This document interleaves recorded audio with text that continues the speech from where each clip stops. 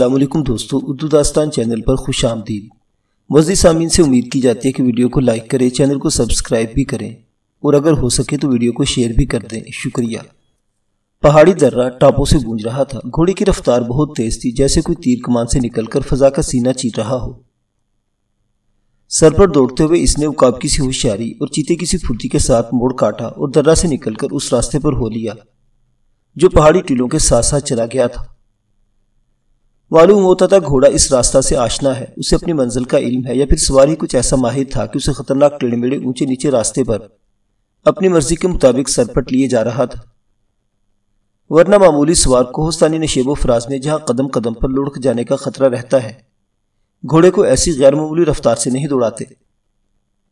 صاف ظاہر تھا کہ سوار کو کوئی مہم درپیش ہے اور وہ جلد از جلد اپنی منزل پر پہنچ جانا چاہتا ہے۔ اونچی سرخ چٹانوں کے درمیان ٹاپوں کی صدائے باز گشت پہاڑیوں کا روایتی سناٹا مجروح کر رہی تھی، اور شام کے اترتے سرخی مائل ملجگے اندھیرے میں یہ آواز فضا کی وسعتوں میں دور دور پھیل رہی تھی۔ سورج کا سرخ تھال سوار کے عقب میں پہاڑی چٹانوں کے درمیان غروب ہو رہا تھا اور اس کی آخری کرنیں اونچی گھاٹیوں اور درختوں کی چوٹیوں پر سسک رہی تھی۔ مغربی افق پر جہاں غروب ہوتے آفتاب کی سرخیاں خوگنے کبوتر کی طرح پھیل گئی تھی، سیاہی کی بے ترتیب لکیریں بھی ابھرنے لگی تھی جن کے حاشیے سنہری سرخیوں سے چمک رہے تھے۔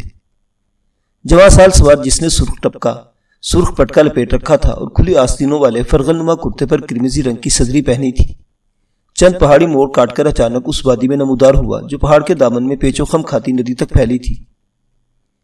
اس وادی میں اونچے نیچے ٹیلوں، ببول کی جھاڑیوں اور ٹنمن درختوں کے درمیان ایک شکستہ عمارت کے کھنڈر بھی نظر آ رہے تھے جن کی ٹوٹی پھوٹی چھتوں سے محروم دیواریں مردر ایام اور بے مہری زمانہ کی عبرتناک کہانیاں سنا رہی تھی۔ شکستہ مدور ستون جن میں بعض نصف تک گر چکے تھے اور بعض کا صرف نشان باقی تھا، بازبان خاموشی اپنے بنانے والوں کی عظمت و حشمت کا پتہ بتا رہے تھے۔ چند ایک نیم ریختہ محرابیں ابھی تک سلامت تھی جن سے اندازہ لگایا جا سکتا تھا یہ تباہ کھنڈر ماضی میں یقیناً کسی مغل سردار کی حویلی یا پہاڑی آرام گاہ رہی ہوگی، کیونکہ ٹوٹی پھوٹی عمارت اس حال میں بھی مغلیہ طرز تعمیر کی غمازی کر رہی تھی۔ ڈوبتے دن کے فرار ہوتے اجالے شاید اس کھنڈر سے جلد بھاگ جانا چاہتے تھے، کیونکہ شام کی تاریکی نے اس کے شکستہ در و دیوار پر اپنے پر پھیلا دیے تھے۔ پہاڑی گھاٹیوں کے تاریک سایوں نے پوری وادی کو ڈھانپ لیا تھا اور شکستہ عمارت بھی ان سرمئی اندھیروں میں ایک سایہ بن کر رہ گئی تھی۔ سوار کا رخ اسی کھنڈر کی جانب تھا۔ کوئی نصف فرلانگ ادھر اس نے پوری قوت سے گھوڑے کی لگام کھینچ لی، پسینہ میں شرابور مرکب اپنے مالک کا اشارہ پا کر فوراً رک گیا۔ پھر سوار کی حیرت پاش نظریں تیزی سے شمالی نشیب میں دوڑ گئی۔ اس کے چہرے پر کرب و اذیت کے آثار نظر آ رہے تھے۔ چند ہی قدم کے فاصلہ پر ایک سیاہ بکری کی لاش پڑی تھی جسے دو گدھ نوچ رہے تھے۔ سوار کو رکتے دیکھ کر پہاڑی گدھوں نے اڑان بھری اور اپنے لمبے لمبے منحوس پروں کو پھٹ پھٹاتے ایک ٹنمن درخت کی سب سے اونچی شاخ پر جا بیٹھے۔ شاید منزل کے قریب ایک لاش کو دیکھ کر سوار نے برا شگون لیا تھا۔ دوسرے لمحے اس نے گھوڑے کو ایڑ لگائی اور کھنڈر کے قریب پہنچ گیا۔ اچھل کر گھوڑے سے اترا، لگام ایک ستون کے گر لپیٹی اور بے دروبام راہداری میں لپکتا چلا گیا۔ اس کے چرمی جوتے کے نیچے گچ کے ریزے اور چھوٹے چھوٹے کنکر چرچرائے اور قدموں کی چاپ کھنڈر کی مرگ آسا خاموشی کے سینے پر آواز کی خراشیں پیدا کرنے لگی۔ اچانک ایک چھت والے کمرے سے کوئی خمیدہ کمر بوڑھی اپنے چہرے پر جھریوں کا جال لیے برآمد ہوئی۔ اس شکستہ و ویران عمارت سے بڑھیا بالکل افسانوی کردار کی طرح نمودار ہوئی، جیسے الف لیلا کی طلسم آفری داستانوں کے ویران اور اجاڑ محلوں سے اچانک کوئی نہ کوئی عیار کٹنی یا جادوگرنی نکل آتی ہے۔ سوار کو دیکھتے ہی اس کے بوڑھے خشک ہونٹ تھر تھرائے۔ سردار جگو، زینو۔ پھر شاید اس کی آواز حلق میں پھنس کر رہ گئی اور وہ فکرہ بھی پورا نہ کر سکی۔ بڑھیا کا علم انگیز ردا ہوا چہرہ کسی خطرہ کا اعلان کر رہا تھا۔ سوار کے چہرے پر فکر و اندیشہ کی پرچھائیاں کانپنے لگی۔ اس نے مضطرب آواز میں پوچھا، کیا ہوا زینو کو؟ تم نے آنے میں بہت دیر کر دی۔ زینو تمہیں دیکھنے کی تمنا لیے رخصت ہو گئی سردار۔ بڑھیا کی پلکوں سے دو آنسو ٹوٹ کر گرے اور چہرے کی جھریوں میں اٹک گئے۔ موت کی جگر خراش اور روح فرسا خبر سن کر سردار کے ہونٹوں سے ایک دلدوز چیخ نکل گئی، زینو! اور وہ بگولے کی طرح کمرے کی دہلیز عبور کر گیا۔ بڑھیا بھی ہوا سے اڑتے ہوئے پتے کی طرح اس کے پیچھے ہی لڑکھڑاتی چلی گئی۔ کمرے کے اندر تاکچہ میں مٹی کا دیا ٹمٹما رہا تھا، جل کی ہلکی زرد روشنی مدھم سا اجالا کر رہی تھی۔ اس اجالے میں مشرقی دیوار کے سادے کھاٹ بچھی تھی جس پر کوئی چادر اوڑے لیٹا تھا۔ سردار نے آتے ہی اس کے منہ سے چادر کا پلو سرکا دیا اور دیوانہ وار اس سے لپٹ گیا۔ یہ خوبصورت اور جوان خانہ بدوش عورت کی لاش تھی، جس کے زر چہرے پر اب بھی سکون طاری تھا۔ گھنی بند پلکوں اور ابھرے ہوئے خمدار پپوڑوں سے یہ قیاس لگانا مشکل نہ تھا کہ مرنے والے کی آنکھیں غیر معمولی حسین ہوں گی۔ ہونٹ سیپی کی طرح بند تھے، مگر نچلا ہونٹ سنترے کی کاش کی مانند قوس نما اور کسی قدر موٹا بھی تھا، جس سے ہونٹ کی خوبصورتی میں اضافہ ہو رہا تھا۔ اسی ہونٹ کے بائیں گوشے کے نیچے ایک سیاہ تل تھا۔ سردار چیخ رہا تھا، زینو، تم نے میرا انتظار کیا ہوتا، مجھ سے ملے بغیر چلی گئی، کیوں چلی گئی تم؟ کیوں انتظار نہ کیا تم نے؟ بڑھیا نے آگے بڑھ کر زینو کے منہ پر پھر کپڑا ڈال دیا اور گلوگیر آواز میں بولی، زینو نے بہت انتظار کیا سردار، وہ بہت تڑپی، بہت چلائی، کہتی تھی کاش میں صرف ایک بار سردار جگو کو دیکھ سکوں، مگر تمہارے آنے سے پہلے اس کے جانے کا وقت آ گیا۔ میں تو آندھی کی طرح اٹھتا ہوا آیا ہوں رابی، ڈرتا تھا کہیں گھوڑے کا دم نہ ٹوٹ جائے۔ دم تو جس کا ٹوٹنا تھا ٹوٹ گیا۔ بڑھیا نے نمناک آنکھوں سے سردار کی طرف دیکھا، پھر کراتے ہوئے کہنے لگی، مرنے سے پہلے زینو نے ایک وصیت کی تھی۔ سردار جگو تیزی سے بڑھیا کی طرف گھوم گیا۔ کیا وصیت کی تھی میری زینو نے؟ کہتی تھی سردار میرے بچے کی حفاظت کرنا۔ بچہ؟ سردار کے ہونٹ لرزے۔ بڑھیا نے ایک کونے میں لٹکتے ہوئے پالنے کی طرف انگلی اٹھا دی، جس میں ایک نوزائیدہ بچہ لیٹا بڑے انہماک سے انگوٹھا چوس رہا تھا، پھر بولی، سردار، زینو نے کہا تھا یہ بچہ میری امانت ہے، اگر اسے کوئی دکھ پہنچا، اگر سردار اس کی حفاظت نہ کر سکا، اگر اسے باپ کی شفقت نہ مل سکی، تو میری روح دوسری دنیا میں بھی تڑپتی اور فریاد کرتی رہے گی۔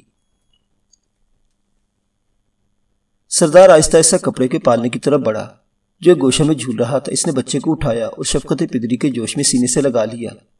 میرا بچہ، میرا شہزادہ، میں اسے چھاتی سے لگا کے رکھوں گا، گرم لو کا جھونکا بھی اسے چھو نہ سکے گا۔ بچہ ٹک ٹک باپ کے چہرے کی طرف دیکھنے لگا۔ اچانک بڑھیا کا ذہن بہک گیا۔ وہ معصوم بچے کی طرف دیکھتے ہوئے کہنے لگی، بعض بچے ماں باپ پر بھاری ہوتے ہیں سردار، ایسا نہ کہو رابی، ایسا نہ کہو، یہ میری زینو کی آخری امانت ہے، یہ میرے جگر کا ٹکڑا ہے، میں اسے باپ کی شفقت بھی دوں گا، ماں کا پیار بھی۔ مگر ایک بات میری سمجھ میں نہیں آ سکی، بڑھیا نے سردار سے مخاطب ہوئی، ایسی نازک حالت میں تم نے زینو کو اس ویرانے میں کیوں بھیج دیا تھا؟ خانہ بدوشی کے بچے ہمیشہ اپنے ڈیرے پر جنم لیتے ہیں، پھر زینو۔ سردار نے فوراً اس کی بات کاٹ دی، تم نہیں سمجھ سکو گی، میں نے کسی کو کول دیا تھا، میرا بچہ چاند نگر کے اسی ویرانے میں جنم لے گا۔ بچے کو چھاتی سے لگایا سردار کسی فکر میں ڈوب گیا۔ بڑھیا حیرت پاش نظروں سے اسے دیکھنے لگی۔ کس کو کول دیا تھا؟ اپنی تقدیر کو، لیکن سردار جگو بازی ہار گیا۔ یک لخت وہ تیزی سے بڑھیا کی طرف گھوما، لیکن تم کسی سے اس کا ذکر نہیں کرو گی، کل دوپہر تک ڈیرے کے سب لوگ یہاں پہنچ جائیں گے، ہم چند روز چاند نگر کے اس ویرانے میں قیام کریں گے، پھر اپنا ڈیرا اٹھا لیں گے۔ بڑھیا کی آنکھوں میں حیرت ہی حیرت امڑ آئی۔ دیے کی تھرتھراتی مدھم زرد روشنی میں اس کے چہرے کی جھریاں کچھ اور گہری ہو گئی تھی۔ سردار کی نگاہیں اپنے بچے کے آرزوں پر مرتکز تھیں، جن پر مدھم سی روشنی کے سائے تھرتھرا رہے تھے۔ پیشانی غیر معمولی طور پر چمک رہی تھی۔ دسمبر کی اس سرد اور اداس شام کی سیاہیوں میں وہ لوگ اس شکستہ اور قدیم الایام عمارت میں الف لیلہ کے افسانے کی تاریخ معلوم ہو رہے تھے۔ چاند نگر کی محل سرا رات کے سرد ہریوں میں ملفوف سیاہ عمودی چٹانوں کی طرح خاموش کھڑی تھی۔ سرے شامی مغرب کی طرف سے بادلوں کے جو ٹکڑے ابھرے تھے وہ آہستہ آہستہ بڑھتے پھیلتے باقاعدہ کالی گھٹا کا روپ اختیار کر گئے تھے۔ ہوا کے خون کو سرد حلقوں کی رفتار بھی تیز ہو چکی تھی، جن سے اونچے اونچے درختوں کی شاخیں دوہری ہو جاتی اور پتے ارواح خبیثہ کی طرح تالیاں بجا رہے تھے، جن کی بھیانک ڈرونی آوازیں اس تاریک رات کی وحشت اور دہشت میں اضافہ کر رہی تھی۔ آسمان پر بادلوں کی گرج اور کوندوں کی لپک دلوں پر ہول سا طاری کر رہی تھی۔ مغربی ہوائیں جب جھاڑیوں سے سرسراتی ہوئی گزرتی تو یوں معلوم ہوتا جیسے ویرانوں کے کالے ناگ پھکار رہے ہوں۔ دیکھتے ہی دیکھتے بادلوں نے سارا آسمان ڈھانپ لیا اور چاند نگر پر گھٹا ٹوپ اندھیرے چھا گئے۔ ان وحشت انگیز اندھیروں میں محل سرا کا عظیم چوبی پھاٹک، جس کے بھاری تختوں پر فولاد کی 2 انچ چوڑی پتھریاں اور موٹی ٹوپی والے پیتل کی میخیں جڑی تھی، چرر چوں کی بھاری آواز کے ساتھ آہستہ آہستہ کھلا۔ محل سرا کی ایک جوان سال کنیز سیاہ اونی لبادے میں لپٹی لپٹائی بائیں ہاتھ میں لالٹین لٹکائے دروازے سے باہر نکلی اور تیز تیز قدم اٹھاتی ہوئی سڑک پر ہولی جو گھنے باغ کی طرف چلی گئی تھی۔ پھاٹک کے دونوں بھیل پہرے داروں نے اسے بڑے تعجب سے دیکھا اور یہ پوچھنے کی کوشش کی تھی کہ اس تاریک و بھیانک رات کو وہ کہاں جا رہی ہے، لیکن کنیز کوئی جواب دیے بغیر چپ چاپ یوں گزر گئی جیسے وہ بھی کوئی ہوا کا جھونکا ہی تھی۔ اس رویہ پر ادھیڑ عمر محافظ نے، جس کے چہرے پر گلائر کی دم کی طرح گچھے دار مونچھیں تھی، دونوں شانے کچھ اس طرح سکیڑ لیے جیسے وہ کہہ رہا ہو، واری تیرا نخرا، بات بھی نہیں کرے ہے۔ ابھی وہ پھاٹک کے ہوڑے میں زنجیر چڑھا کر مڑا ہی تھا کہ اس کے ساتھی نے، جو قد و قامت میں اس سے مضبوط اور عمر میں 10-12 سال ہلکا نظر آ رہا تھا، معنی خیز انداز میں پوچھ لیا، کیوں سکور کاکا، یوں مرجینا اس سمے کدھر کو جات رہی؟ کہا خبر حیدری بھائی، ہمار سے تو بات بھی نہ کرے۔ شکور کاکا نے ایک مرتبہ پھر اپنے شانے سکیڑ لیے اور مونچھوں کے نیچے مسکراتے ہوئے بولا، ملکہ بیگم کی خاص کنیج ہوئے ہے بھیا، بڑا اونچا مذاق رکھے، ہمار تمہار بھلے کس سمار میں ہوئے؟ یوں تو ہے سکور کاکا، حیدری نے تشویش انگیز لہجے میں کہا، پر اس سمے اکیلی کدھر کو جاوے؟ دیکھو نہیں کس گجب کا اندھیرا ہے، گھبرو جوان کا کالجہ بھی دہل جات ہے۔ تیرو کالجہ کاہے کو گھبرائے بھیا، وہ بھی تو چاند نگر کی سیرنی ہوئے، تو شکار کرنے جاوے ہے؟ کا خبر شکار کرنے جاوے کے شکار ہونے جاوے؟ ضرور کوئی بات ہے سکور کاکا۔ دونوں پہرے دار مشل کی لرزتی روشنی میں ضروری بات کا کھوج لگانے کے لیے گہری سوچ میں کھو گئے۔ مرجینا ملکہ بیگم کی محل کی خاص کنیز تھی۔ کنیز کیا تھی؟ بیگم محل پر اسی کا حکم چلتا تھا، کسی نوکر غلام چوکیدار کنیز خادمہ کو اس کے سامنے دم مارنے کی جرت نہ تھی۔ ایک تو ملکہ بیگم کی رازدار کنیز، دوسری حسین اور جوان، صورت میں کشش، بات میں رس، لہجے میں جوانی کا کسبل۔ نواب صاحب بھی بات کرتے تو چبا چبا کر، پھر اور کس کی مجال تھی کہ آنکھ اٹھا سکے؟ مرجینا کی جوانی اور محل سرا کے اختیاران نے تو وزیر سلطنت جعفر کے سینے میں بھی ہلچل مچا رکھی تھی، لیکن اتنی ہمت اس میں بھی کہاں تھی کہ اس کانٹے کی چبھن نکال پھینکے۔ ایسی کنیز کا طوفانی رات میں یکا و تنہا محل سرا سے نکلنا اور کچھ بتائے بغیر باہر جانا خالیہ ذلت نہ ہو سکتا تھا۔ اچانک شکور کاکا نے چٹکی بجائی اور معنی خیز نظروں سے حیدری کی طرف دیکھتے ہوئے کہنے لگا، حیدری بھیا ایک بات ہی سمجھ میں آ رہی، ملکہ بیگم کی طبیعت کل سے خراب ہو گئے، نہ ہی سمجھت، نہ ہی کاکا کچھ کہیو تو سمجھ لیت۔ شکور کاکا نے آنکھ دبائی اور زیر لب مسکراتا ہوا بولا، ارے سمجھو بچے دار بچے کا معاملہ ہوئے، تو یوں خبر ہے؟ حیدری نے ہوں کو کھینچ کر نکالا اور کہا، لوگ کہتے ہیں اب بھی ملکہ کے ہاں لڑکا ہی ہوئے ہے، پر کہ خبر بہتر میں کاہے، میں تو کہوں خدا چاند نگر کو کوئی ولی عہد دے۔ شکور کاکا ہولے ہولے دروازے کی محراب میں چلتا اس دیوار کے پاس آ کر کھڑا ہو گیا، جہاں تاقچے میں ایک بڑی مشل فروزہ تھی۔ اس کے لرزتی شعاعوں میں پہرے دار چھپ گیا۔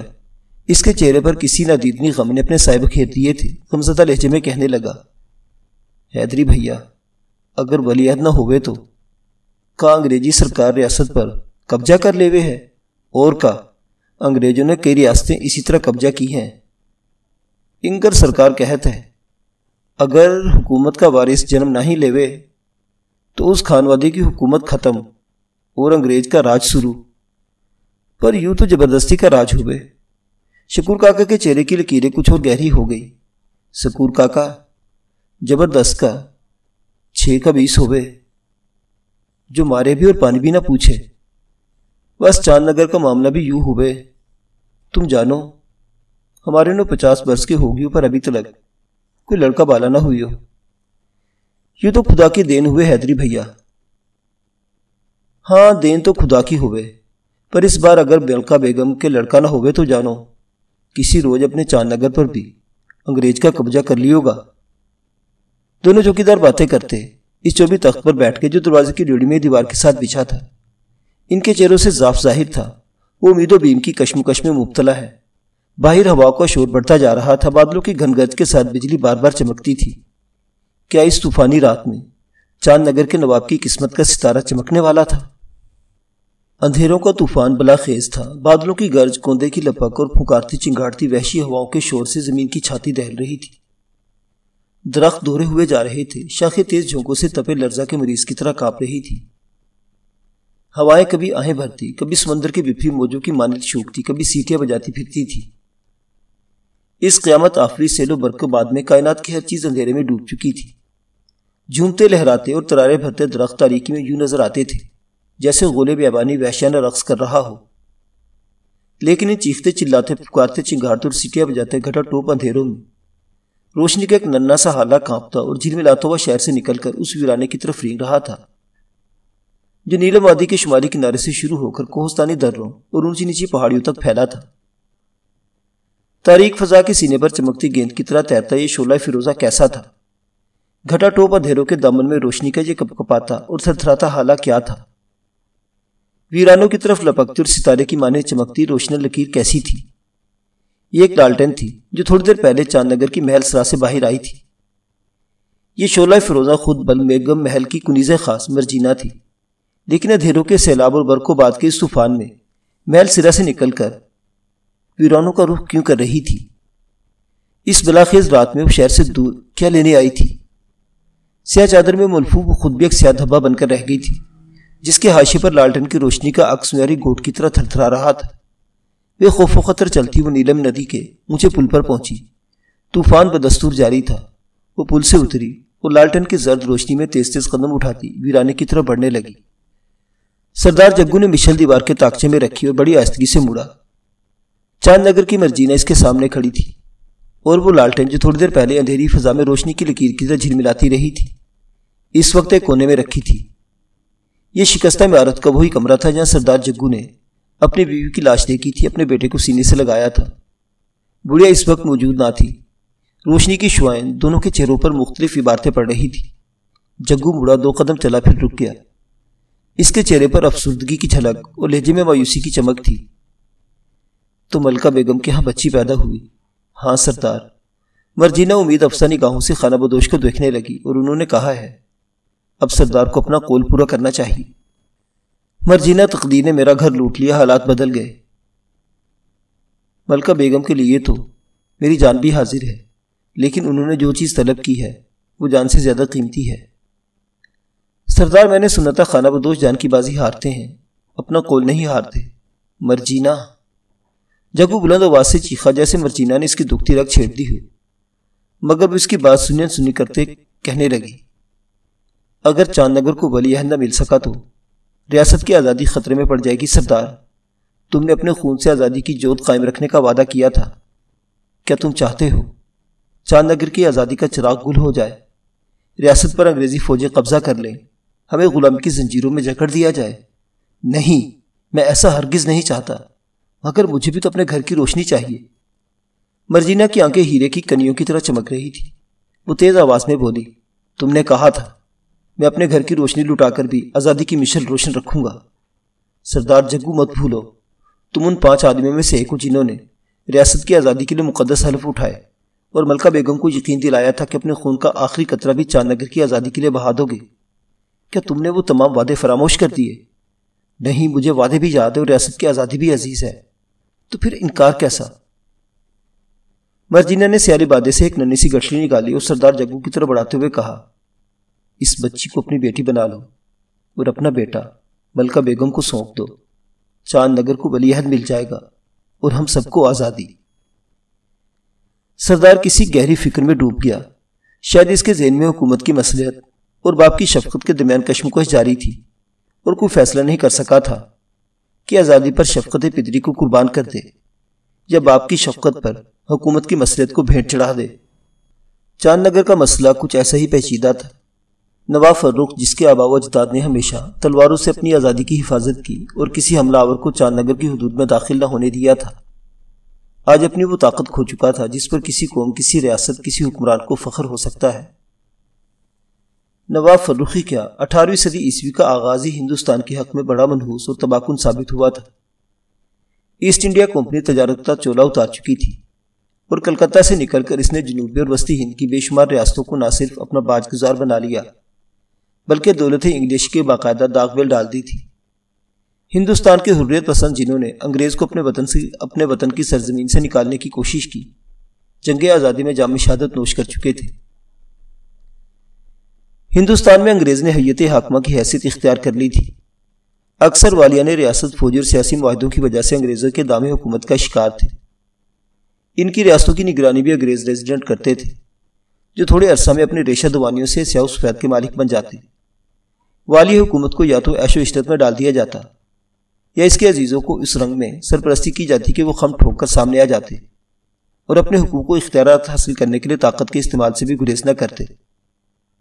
جب جھگڑا بڑھ جاتا تو سرکاریں انگلش یا سالس بن کر نمودار ہوتی اور فریقین کو وظیفے دے کر ریاست کا نظم و نسق خود سنبھال لیتی تھی۔ جہاں یہ حربہ کارگر نہ ہوتا وہاں حکمران کو خفیہ طریقے سے ہلاک کر دیا جاتا۔ کچھ عرصہ کے لیے کسی کٹ پتلی حکمران سے کام چلایا جاتا ہے، پھر اسے معزول، برطرف یا پراسرار طریق سے ہلاک کرنے کے بعد حکومت کا اختیار انگریزی سرکار کو سونپ دیا جاتا۔ کئی ریاستیں ایسی ہی تھیں جنہیں محض اس وجہ سے اپنی آزادی و خود مختاری سے محروم ہونا پڑا کہ مہاراجا یا نواب اولاد نرینہ سے محروم تھے۔ ان کی ولی عہدی و جانشینی کا بوجھ سرکاری انگلشوں کو اٹھانا پڑا تھا۔ اگر بیچاروں کے ہاں کوئی وارث سے تخت جنم بھی لیتا تو اسے حرامی یا لونڈی بچہ ثابت کر کے تخت و تاج سے محروم کر دیا جاتا تھا۔ کئی شہزادے اور راجکمار ایسے تھے جنہیں شروع ہی سے ولایتی سانچے میں ڈھالنے کی کوشش کی جاتی تاکہ وہ انگریز کے بندہ بے دام بن کر رہیں، لیکن جن کم وقتوں کے ذہن اس کوشش کے باوجود شمع آزادی سے روشن ہو جاتے، انہیں اختیارات حکومت سے محروم رکھنے کی کوشش کی جاتی، سازشوں کے جال پھیلائے جاتے۔ بعض ریاستوں کے غصب و نہب کے لیے فوجی کارروائیوں کے خاکے تیار کیے جاتے، کسی پڑوسی حملہ آور کے خطرے کی دہشت پھیلا کر ریاست میں انگریزی فوج اہم مقامات پر تعین کر دی جاتی، پھر اس کا قیام مستقل ہونے لگتا۔ حکمران خرچ کی ادائیگی سے معذور ظاہر کرتا تو اسے ترغیب دی جاتی کہ وہ دیسی فوج کو نکال کر جو بیکار اور قواعد جنگ سے آ رہی ہے انگریزی سپاہ کو اپنی حفاظت کے لیے ملازم رکھے۔ وہ انکار کرتا تو ریاست میں داخلی بغاوت کے اسباب پیدا کیے جاتے، حکمران پر بد نظمی، نااہلی اور انگریز دشمنی کا الزام لگا کر انگریزی فوجیں حکومت پر قبضہ کر لیتی تھی۔ ہندوستان کی اکثر ریاستوں کی آزادی اسی طرح چھینی گئی۔ چاند نگر کوئی بڑی ریاست تو نہ تھی، لیکن صدیوں سے آزاد و خود مختار چلی آتی تھی، اور نواب فرخ کے آباء و اجداد تلوار سے نہیں بلکہ اپنے خون سے اس کی حفاظت کرتے آئے تھے۔ ارد گرد کے علاقوں اور ہمسائے ریاستوں میں وہ آزادی اور قوت کا ایک نشان سمجھی جاتی تھی، لیکن 18ویں صدی ہندوستان میں انگریزوں کی صدی تھی۔ ادھر قسمت بھی نواب فرخ کا ساتھ چھوڑنے پر آمادہ تھی۔ وہ اولاد نرینہ سے محروم تھا۔ ملکہ بیگم سے صرف 2 لڑکیاں ہوئی اور وہ بھی پنگوڑے ہی میں داغ مفارقت دے گئی تھی۔ نواب فرخ کو لڑکی کی تمنا تھی، مگر اس کی تمنا پوری نہ ہوئی۔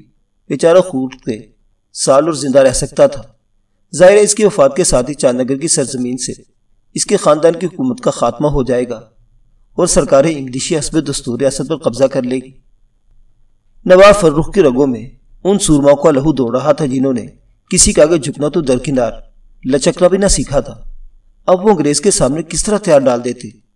حقیقت یہ تھی کہ وہ انگریز سے نفرت بھی کرتا تھا اور مقابلے کی ہمت بھی نہ رکھتا تھا۔ انگریز اب رہی سے ہی ریاستوں پر قبضہ جمانے کا خواب دیکھ رہا تھا۔ چاند نگر کا نام اس فہرست میں سب سے اوپر تھا۔ اگرچہ گورنر جنرل نے اس جن کو بوتل میں بند کر دینے کی بڑی کوششیں کی، بتھیری چالیں چلی، لیکن تجربہ کار نواب نے ہر کوشش کو ناکام بنا دیا۔ ہر پھیر کا توڑ سوچا، پھر بھی ریاست میں انگریز ریزیڈنٹ کا تقرر عمل میں آ چکا تھا، اور نواب کو وزیر بھی کمپنی سرکار کی مرضی کا رکھنا پڑا تھا۔ جعفر ایک ایسا ہی آدمی تھا جسے چاند نگر کے مستقبل سے اپنا مستقبل زیادہ عزیز تھا۔ نواب فرخ تو خیر بیٹے کے لیے تڑپ رہا تھا، لیکن ملکہ بیگم یہ سوچ کر پریشان ہو جاتی کہ واقعی چاند نگر کی تاریخ میں وہ ایک منحوس عورت کے نام سے یاد کی جائے گی جس کی کوکھ سے وارث تخت کو جنم نہ دے سکی۔ آنے والی نسلوں سے کالی ڈائن کے لقب سے یاد کرے گی جس نے بچہ نہ دیا اور ان کی آزادی کو نگل گئی۔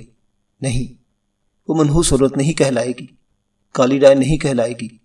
وہ جان دے کر بھی چاند نگر کے تخت و تاج کو بچائے گی، آزادی کی حفاظت کرے گی۔ نواب فرخ کا خاندان اس کے نام پر ختم نہیں ہوگا، لیکن کیسے؟ اگر خدا کو لڑکا منظور نہ ہوا تو وہ کیا کرے گی؟ چاند نگر کو ولی عہد کی ضرورت تھی۔ ہو سکتا ہے اس مرتبہ پھر لڑکی ہو۔ وہ چاند نگر کے لیے چاند کہاں سے لائے؟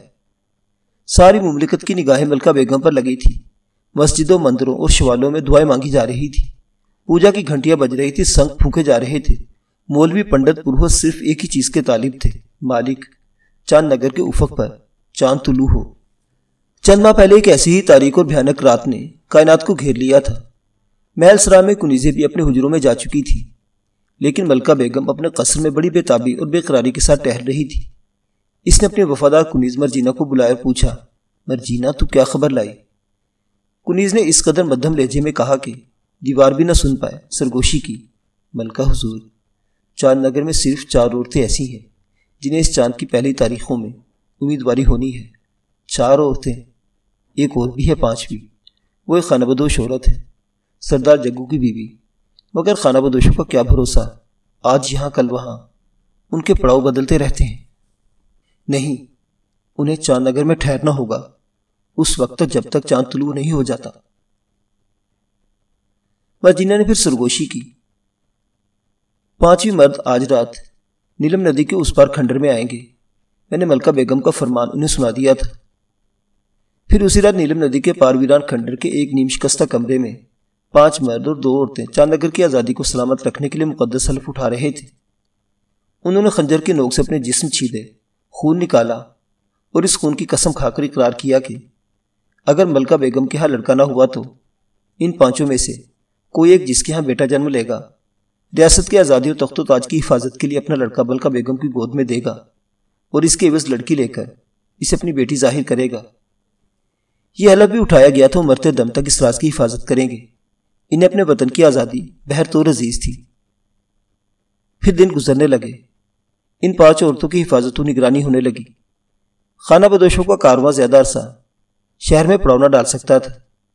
سردار جگو نے ایک رات ملکہ بیگم سے بیگم محل میں خفیہ ملاقات کی اور یہ وعدہ کر کے لوٹ آیا کہ وہ اپنے کارواں کو لے کر جا رہا ہے، لیکن وضع حمل کے قریب زینب کو چاند نگر کے اس ویرانے میں بھیج دے گا۔ پھر خانہ بدوشوں نے اپنے ڈھول ڈنگر سنبھالے، گھوڑوں پر سوار ہوئے اور چاند نگر سے چل دیے۔ وقت گزرنے لگا، وقت گزرتا رہا۔ تقدیر شاید آزادی کے شدائیوں کا تمسخر اڑا رہی تھی۔ 5 عورتوں میں سے ایک چندی ماہ کے بعد بیمار ہو کر چل بسی۔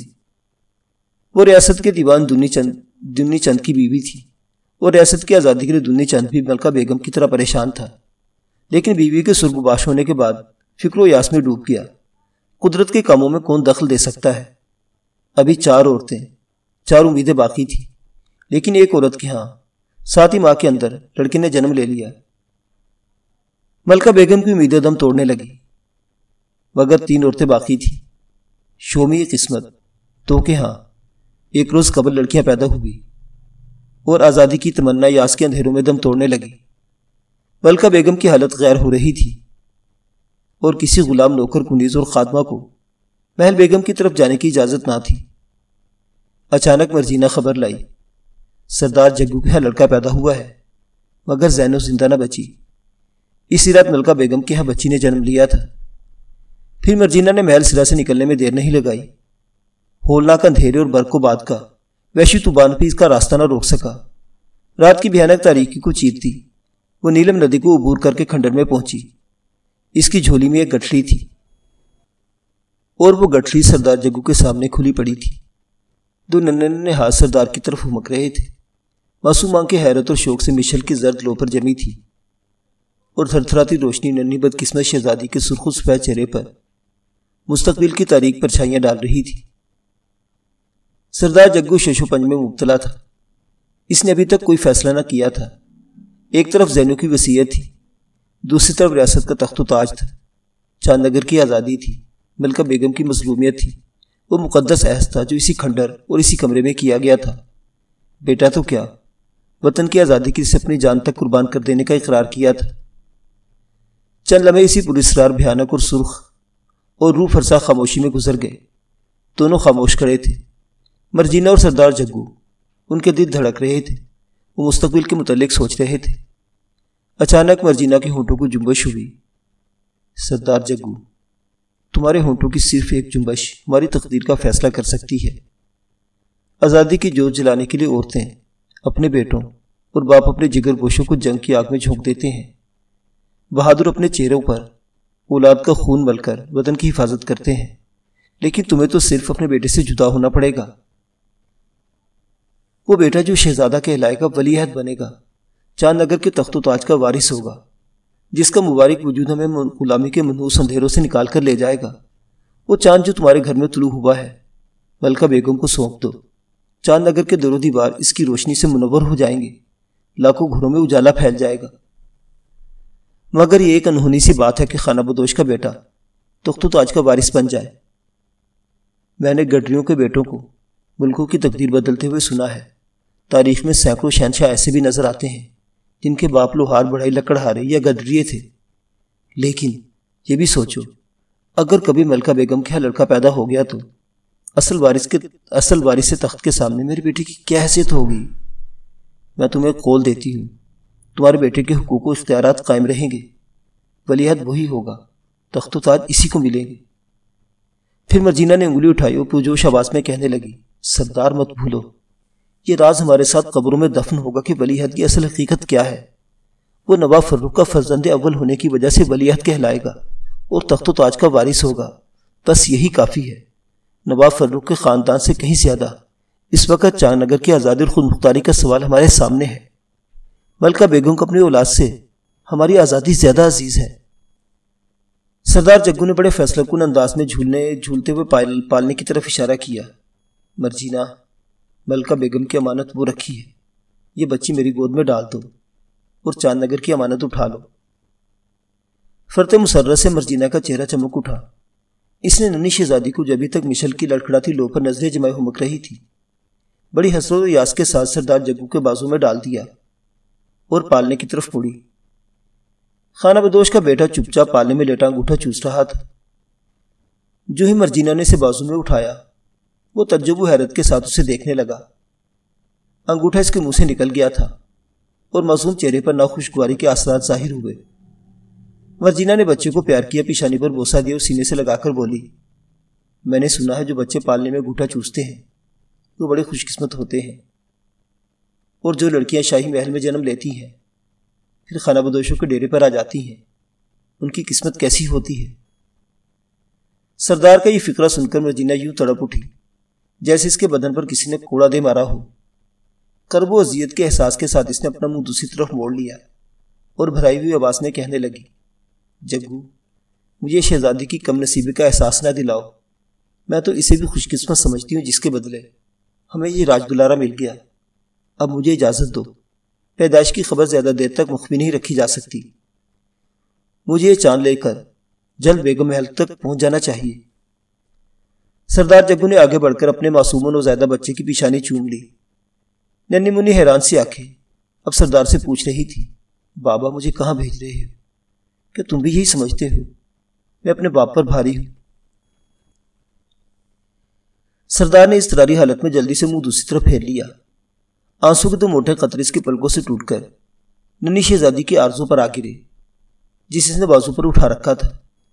پھر بھیگی آواز میں بولا، مرجینہ، اس بات کو ہمیشہ یاد رکھنا، اس بچے کی ماں مر چکی ہے اور باپ بچھڑ رہا ہے، اسے ماں کا پیار بھی ملے گا اور باپ کی شفقت بھی۔ پھر مرجینہ یکلا سردار کی طرف مڑی اور کہنے لگی، مگر تمہیں اب بھول جانا چاہیے کہ تم اس بچے کے باپ ہو۔ آج سے یہ نواب فروخ کا بیٹا ہے، چاند نگر کا ولی عہد، آزادی کا راج دلارا۔ یہ کہہ کر کنیز نے شہزادے کو گٹھلی میں لپیٹا چھاتی سے لگایا، اوپر سے لبادہ اوڑھ لیا اور لالٹن اٹھا کر تیزی کے ساتھ کھنڈر سے نکل گئی۔ باہر تیز ہوائیں پاگلوں کی طرح کہکہے لگا رہی تھی۔ اندھیروں کا بھیانک سائبان چاروں کھوڑ کالی چادروں کی طرح تن گیا تھا اور ان اندھیروں میں کبھی کبھار کوندے کی لپک ایک ساتھ کے لیے چمک کر غائب ہو جاتی تھی۔ سردار جگو ننھی شہزادی کو گود میں اٹھائے دروازے پر کھڑا مرجینہ کو اندھیروں میں تحلیل ہوتے دیکھ رہا تھا۔ معزز سامعین حضرات، یہ کہانی ابھی جاری ہے، بقیہ واقعات اگلی قسط میں۔ دیکھتے رہیے اردو داستان۔ اللہ حافظ۔